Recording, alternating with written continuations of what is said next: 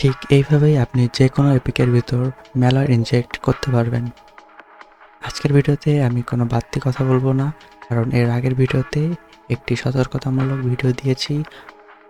আপনারা যদি না দেখে থাকেন তাহলে দেখে আসতে পারেন। আর এই ভিডিওতে আমি সম্পূর্ণ প্র্যাকটিক্যাল ও এরর সলভিং নিয়ে আলোচনা করব।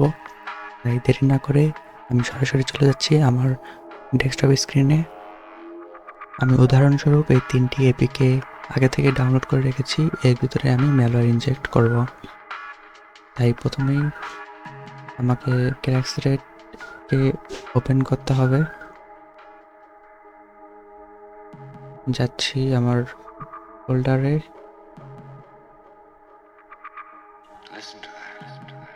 ক্র্যাকসরেট যখন আমি এখান থেকে ওপেন করেছি তখন আমার সামনে একটি এরর আসবে।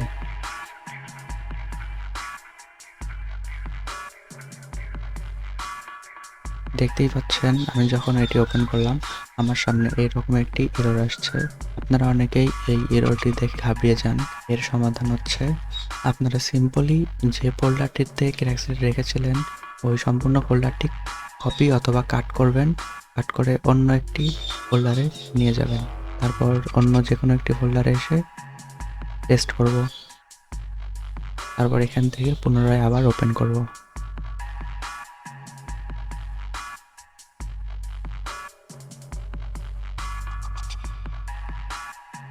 আর এখন দেখতেই পাচ্ছেন যে এটি আর কোনো এরর মেসেজ দেখাচ্ছে না, সরাসরি ওপেন হয়ে যাচ্ছে। আমি লগ ইন করে ওপেন করলাম। এরপর আমরা যাব ইনজেকশনে। তারপর এখানে বেশ কিছু অপশন দেখতে পাচ্ছি, তার মধ্যে ক্লায়েন্ট নেম, কি, হোস্ট আইপি, তারপর পোর্ট, হোস্ট অর আইপি। এখানে আপনার অবশ্যই সিস্টেমের যে আইপি দেওয়া আছে তা দিতে হবে। এর জন্য আপনাকে নেটওয়ার্কে যেতে হবে। নেটওয়ার্কে গেলেই আপনার আইপি পেয়ে যাবেন। ঠিক এইভাবে এখান থেকে কপি করে নিয়ে বসাতে পারেন।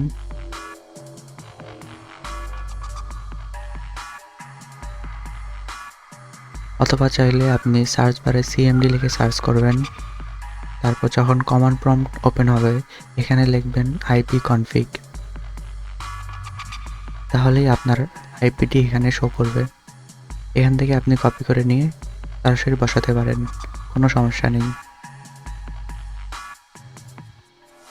পোর্টের এখানে আপনার লিসেনিংয়ে যা পোর্ট রাখবেন এখানেও তাই রাখতে হবে, বা এখানে যে পোর্ট রাখবেন লিসেনিংয়ে সেই পোর্ট অ্যাড করে দেবেন।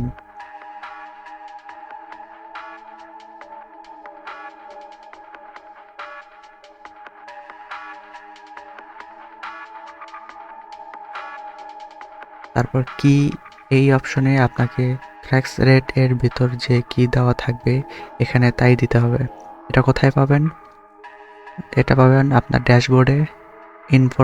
এখানে ইনফো অপশনে আসলে দেখবেন কি টিএক্সটি লেখা, এটি হচ্ছে আপনার কিটি। অবশ্যই এখানে যা আছে এখানেও তাই দিতে হবে। যদি অন্য কিছু দেন বা কোনো একটি সামান্য স্পেসও থাকে তাহলে এটি একদমই কাজ করবে না। দেখে শুনে সঠিক কিটি এখানে বসাবেন। দুঃখিত, আমার ইলেকট্রিসিটি চলে যাওয়ার কারণে ভিডিওটি আবার পুনরায় রেকর্ড করতে হচ্ছে। তাই আমি আগে যে রকম রেখেছিলাম ঠিক একইভাবে আবার রাখছি এখানে।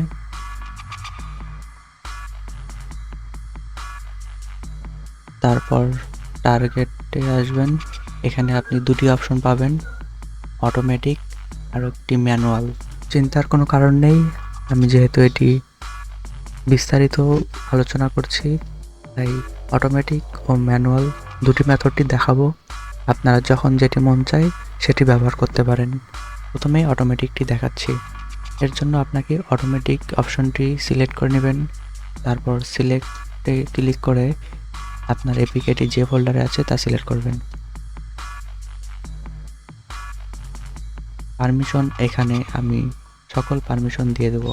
কেন? কারণ এগুলোই ইম্পর্টেন্ট, এগুলো আপনাকে ব্যাখ্যা করে বলছি। রিকোয়েস্ট অ্যাক্সেসিবিলিটি এটি অন করা থাকলে আপনার ভাইরাসটি যখন কোনো ডিভাইসে ইনস্টল করা হবে তখন সে অটোমেটিক্যালি অ্যাক্সেসিবিলিটি অন করার জন্য পারমিশন চাইবে ইউজারের কাছ থেকে।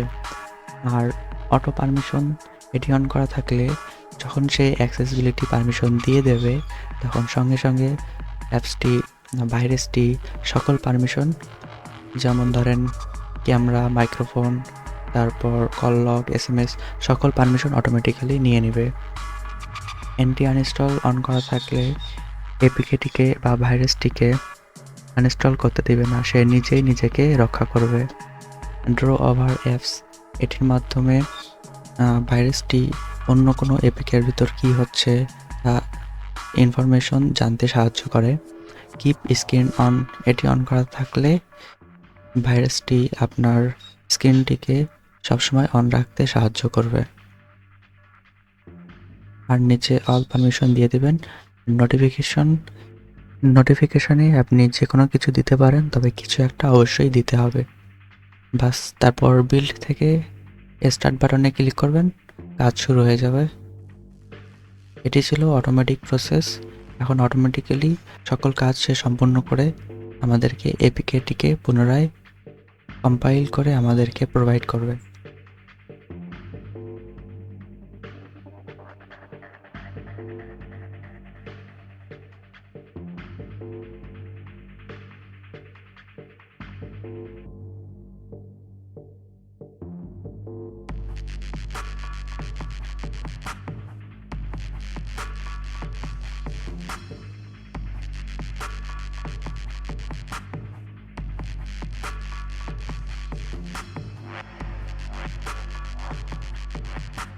এরপর আমি এপিকেটিকে আমার অ্যান্ড্রয়েডে নিয়ে আসব এবং ইনস্টল করব।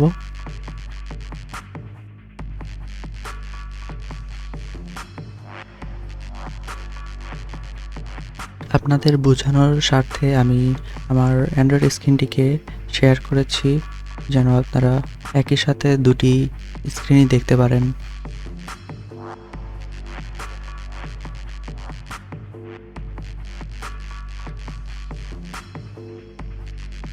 বলেছিলাম না, অ্যাক্সেসিবিলিটি অন করা থাকলে এভাবে পারমিশন চাবে, তাই সে পারমিশন চাচ্ছে।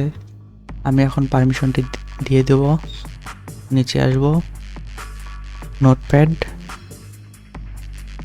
তারপর পারমিশন সব দিয়ে দেব। এখন দেখবেন অ্যাক্সেসিবিলিটি পারমিশন দেওয়ার কয়েক সেকেন্ডের মধ্যেই ভাইরাসটি অটোমেটিক্যালি সকল পারমিশন নিয়ে নেবে। ডান। আর আমার এখানে কানেকশনও সম্পূর্ণভাবে চলে এসেছে, দেখতেই পারছেন। যদি ফাইল ম্যানেজার ওপেন করি, তাহলে সকল ফাইল দেখতে পারবো। এবার চলুন দেখে নিই কীভাবে আপনি ম্যানুয়ালি কোড ইনজেক্ট করবেন বা ম্যালওয়্যার ইনজেক্ট করবেন। এর জন্য আমাদের একটি টুলস প্রয়োজন হবে, যার নাম এপিকে টুল কিট। ভিডিও শেষে এটি কীভাবে ডাউনলোড করতে হয় তা দেখিয়ে দেব। আপাতত টিউটোরিয়ালটি দেখুন। প্রথমে আমাকে টুলসটি ওপেন করতে হবে। ফোল্ডারে আসার পর এপিকে টুল কিট নামে একটি exe ফাইল পাবো। টুলসটি যখন আমি রান করব, আমার সামনে এই ধরনের এরর মেসেজ আসতেই থাকে। এটি কয়েকবার ক্লোজ করার পর তারপর এটি ঠিক হয়ে যায়। তারপর আমাকে যে এপিকের ভিতর কোড ইনজেক্ট করব সেই এপিকেটি সিলেক্ট করতে হবে, তাই এই অপশনে ক্লিক করব। যেই এপিকের ভিতর কোড ইনজেক্ট করব তা ওপেন করব। এখানে আমি ওপেন ক্যামেরা এটি সিলেক্ট করছি।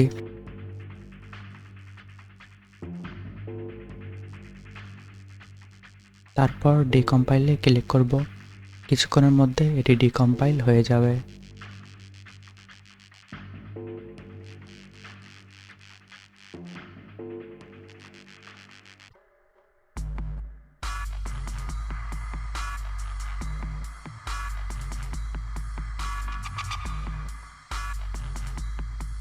ডিকম্পাইল সম্পূর্ণ হয়েছে। এখন এটি ক্লোজ করব ও ক্র্যাক্স রেটে ফেরত আসব।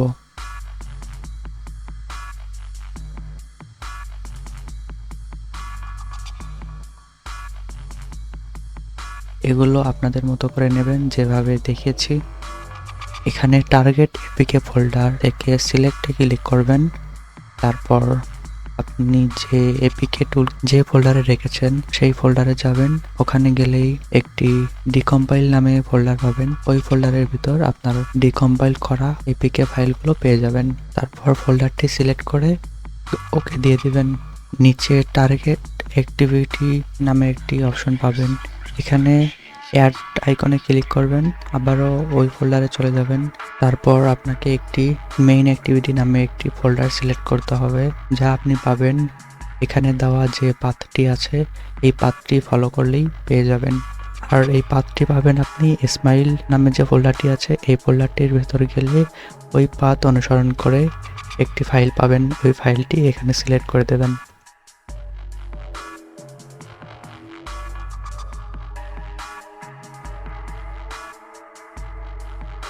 তারপর আমি কনফার্ম হয়ে নেব যে ফাইলটি পেয়েছি তা ঠিক আছে কিনা, তারপর ওপেন করে দেব।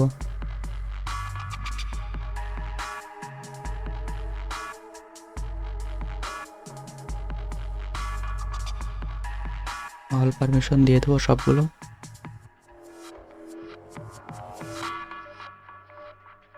Build and start.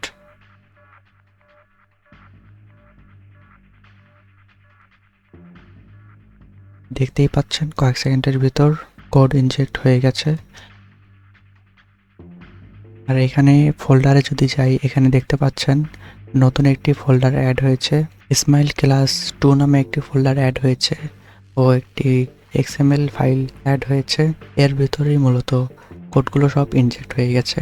এখন আমাকে এই ফোল্ডারটিকে আবার কম্পাইল করতে হবে, তাই আমি আবার চলে যাব এপিকে ইজি টুল কিট যে সফটওয়্যারটি আছে ওই সফটওয়্যারটির ভিতর। তাই কম্পাইলে ক্লিক করব আর কিছুক্ষণ অপেক্ষা করব। কম্পাইল হয়ে গেছে, এখন আমি এটিকে আবার ড্র্যাগ এন্ড ড্রপ করব।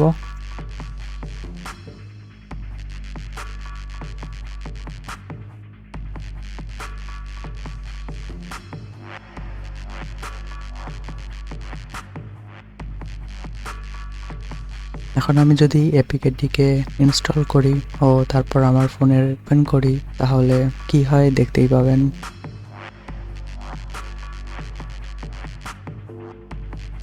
ইনস্টল করেছি,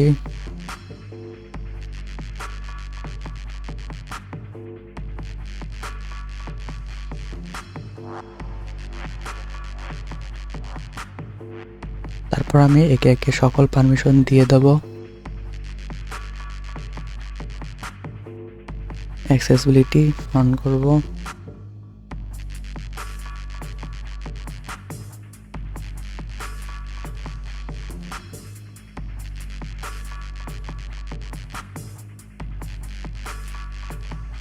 আর আপনারা পাশেই দেখতে পাচ্ছেন যে আমার রিসিভড অপশনে কানেকশন আসছে আবার আসছে না, আসছে আবার আসছে না।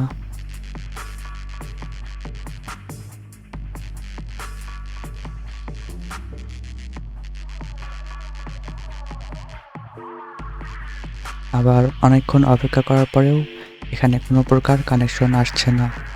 এর কারণ হচ্ছে এই সফটওয়্যারটি হয়তো প্রোটেক্টেড ছিল, তাই এটি প্রপারলি কাজ করছে না বা কানেকশন আনতে পারছে না।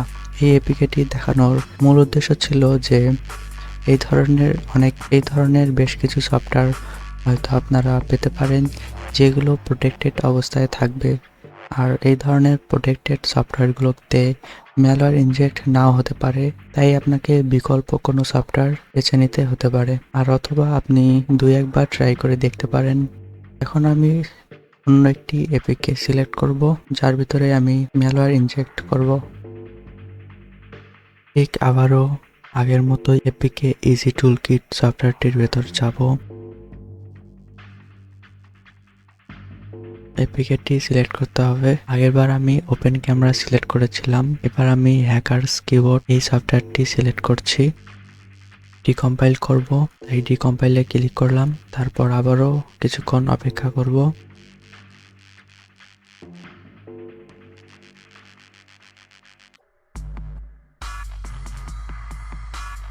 এবার চলে যাব ক্র্যাকস রেটে। ইনজেক্টর টার্গেট ফোল্ডার সিলেক্ট করব, আগের মতোই সেম প্রসেস সিলেক্ট করব। সিলেক্ট করে নিলাম মেইন অ্যাক্টিভিটি,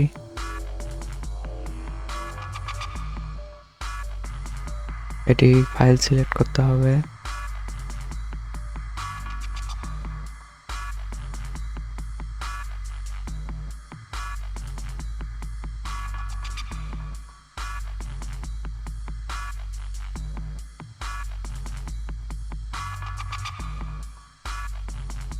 কনফার্ম করে নিলাম। ওপেন।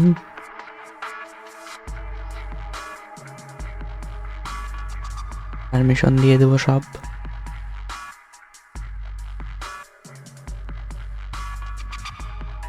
Build and start.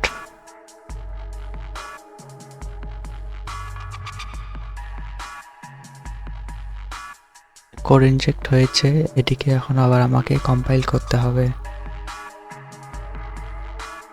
তাই কম্পাইলে ক্লিক করব।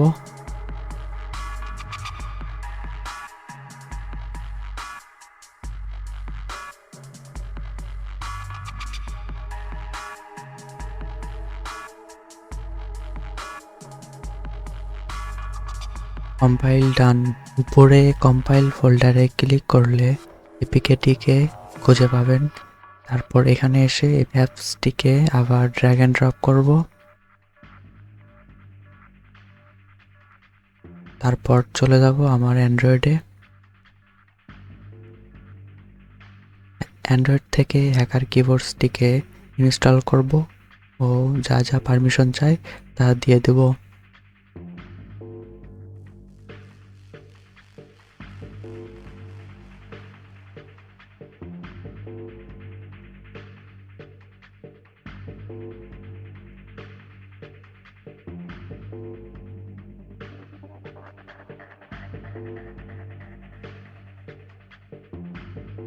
অলরেডি দেখতে পাচ্ছেন এখানে কানেকশন চলে এসেছে।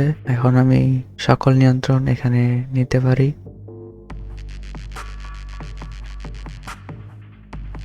আর কিবোর্ডটি যদি ওপেন করি তাহলে অ্যান্ড্রয়েডে ঠিক এরকম দেখায়, যেমনটি অরিজিনাল কিবোর্ডটি ছিল ঠিক একই রকমই থাকবে, কোনো পরিবর্তন হবে না। এই ছিল ম্যানুয়াল প্রসেস, আশা করি বোঝাতে পেরেছি। এবার আসি কিছু গুরুত্বপূর্ণ বিষয় নিয়ে, যা না করলে আপনার কোনো মেথডই কাজ করবে না। তা হলো আপনার এই কাজগুলো করতে হলে অবশ্যই আপনার সিস্টেমে জাভা জেডিকে 8 অথবা 11 সেট আপ করা থাকতে হবে। জাভা জেডিকে ডাউনলোড করার জন্য আপনাকে প্রথমেই ব্রাউজারে যেতে হবে এবং এখানে লিখতে হবে জাভা জেডিকে 8 অথবা 11, যে কোনো একটি ডাউনলোড করতে পারেন। আমি 8 ডাউনলোড করছি। ডাউনলোড লিখে সার্চ করবেন। প্রথমে যে লিঙ্কটি পাবেন এখানে প্রবেশ করবেন, তারপর নিচে আসবেন। আপনার উইন্ডোজ অনুযায়ী এখান থেকে ডাউনলোড করে নিতে পারেন। এখানে ক্লিক করলেই সিম্পলি ডাউনলোড অপশন আসবে, তারপর ডাউনলোড করে নিতে পারেন। এরপর আসি কিভাবে এপিকে ইজি টুলকিট ইনস্টল করবেন। আবারও লিখবেন এপিকে টুলকিট, লিখে সার্চ করবেন।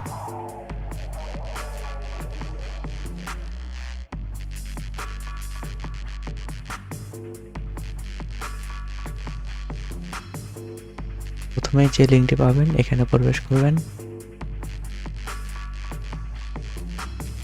টুলকিট লিখে সার্চ করার পর এই ওয়েবসাইটে আসবেন, তারপর নিচে আসবেন। এখানে দেখেন ডাউনলোড অপশন, এখানে ক্লিক করবেন। তারপর ডাউনলোড,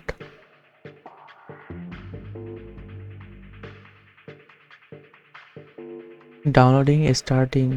কিছুক্ষণের মধ্যে এখানে ডাউনলোড লিঙ্ক জেনারেট হবে, অথবা এর লিঙ্ক আমি ডেসক্রিপশনে অথবা টেলিগ্রাম গ্রুপে দিয়ে দেব, সেখান থেকে আপনারা ডাউনলোড করে নিতে পারেন।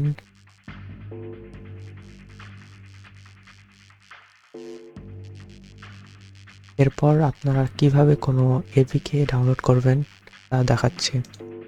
মনে করুন আমি ফেসবুক এপিকেটি ডাউনলোড করব, তাই লিখছি ফেসবুক। এরপর দেখবেন এপিকে ডাউনলোড, লিখে এন্টার করবেন। এখানে আপনি বেশ কিছু ওয়েবসাইট পাবেন যেগুলো থেকে ডাউনলোড করতে পারেন। APK pure, up to down, এই ধরনের আরও কিছু ওয়েবসাইট আছে যেগুলো থেকে ডাউনলোড করতে পারেন। তবে আমি প্রেফার করব আপনি এখান থেকে ডাউনলোড করবেন। তাই এখানে ক্লিক করবেন, তারপর ডাউনলোড এপিকে নিচে আসবেন। এখানে আসলে দেখবেন ডাউনলোড এপিকে, এখানে ক্লিক করলে ডাউনলোড শুরু হয়ে যাবে। আশা করি বুঝাতে পেরেছি। ভিডিওটি কেমন লাগলো জানাবেন, আর চ্যানেলটি অবশ্যই সাবস্ক্রাইব করবেন।